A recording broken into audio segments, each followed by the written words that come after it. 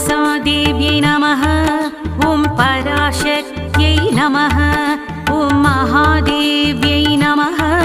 ॐ कश्यपमानसपुत्रिकायै निरन्तरध्याननिष्ठायै एकाग्रचित्तायै नमः।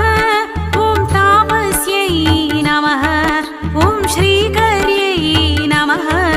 ॐ श्रीकृष्णध्याननिरतायै श्रीकृष्णसेवितायै एकचित्तायै जगदीश्वर्यै एकचित्तायै जगदीश्वर्यै नागलोकदक्षिण्यै क्षीरप्रियायै पञ्चभूतेशे मानसादेव्यै क्षीरप्रियायै पञ्चभूतेशे मानसादेव्यै